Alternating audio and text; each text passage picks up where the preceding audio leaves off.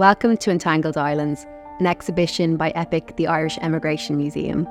Ireland and the Caribbean have links going back to the 17th century, and today across the two regions, there are people with both Irish and Caribbean heritage. Here are some of their stories. I'm Pádraig é Féran. Is as Béalach na Slua me. I'm from Banlasloe in County Galway. So my name is Sian English Adams. I'm a 28-year-old woman who is Irish and also Jamaican. Hi, my name is Christina Mahoney. I am 25 years old and I am Black and Irish, Jamaican and Irish. Hi, my name is Santa Sagaro. I grew up in Montserrat and it was Adventure City. It reminds me of in the countryside in Ireland where you just had that bit more freedom. There wasn't a lot of people there. When you actually look at like some of the connections that are there between the Irish people and like Caribbean people, like it'd actually blow your mind. Like there was quite a lot, but I didn't really even realise the names, the second names. I knew O'Garrows, Daly's, I knew like Sullivan. I knew so many Irish names and I didn't understand. I didn't know anything about Ireland really. I live in a village called Corkhill. You know, I know friends that live in Kinsale. So it was really like a mini Ireland, but we didn't know. A lot of people in Jamaica have Irish names. my grandfather came from Jamaica. His surname is Féran, so that's why I'm Féran. Like his wife, my grandmother, her maiden name is Burke, and granddad's sister is Auntie Daly. The language, boy, we say boy. In, you know, some of the things when I go to Cork, I was shocked when two Caribbean people are talking, it can sound like we're almost singing. And I find that with the Cork accent as well, they sing when they speak. So I feel a connection to Cork. And maybe it's because I'm from Corkhill, so I'm a true Corkonian really. One that I think is even cooler again is that in Jamaica, a t-shirt or a shirt is a ganzi. And then in Irish, a jumper or a pullover or a shirt is a ganzi as well. Like that's kind of undeniable. Music, we're very heavily focused on music. And a lot of the instruments that maybe Jamaica uses, also Irish people use as well. And they all have kind of beats. Like in Ireland, you have like jigs and reels, and we kind of have rock steady beat and a ska. So, and a lot of people actually in Ireland are part of ska bands as well. So we have a lot of similarities. My mom's family will be from Ireland, so we moved back to Wexford and we grew up here. It was a total culture shock for me moving over to Ireland. It wasn't easy. Like Ireland isn't an easy country to re-enter. I kind of struggled with my identity, especially being mixed race.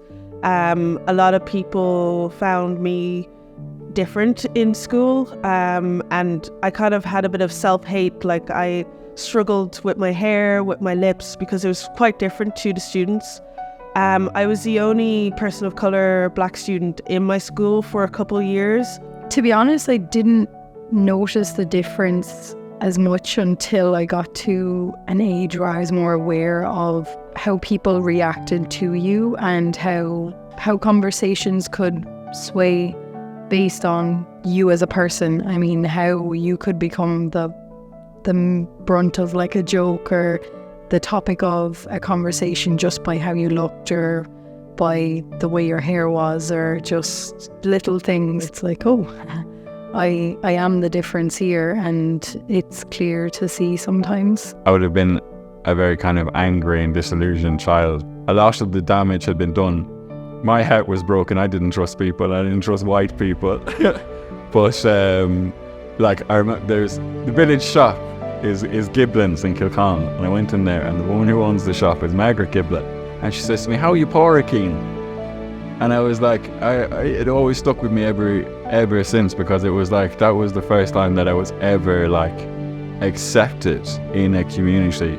I think then that started a road of healing, and like you get to where I am today, where it's like, you know, I have such this strong Irish identity.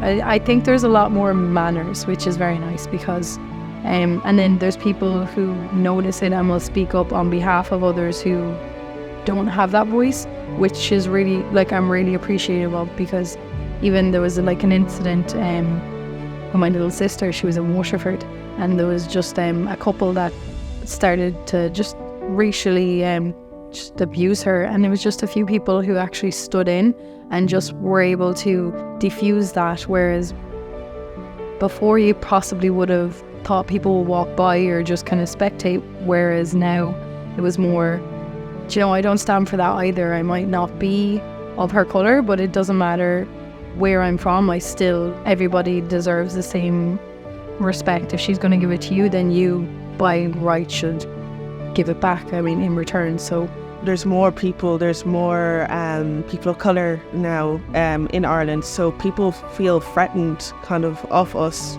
for some reason, even though we're not going to take over.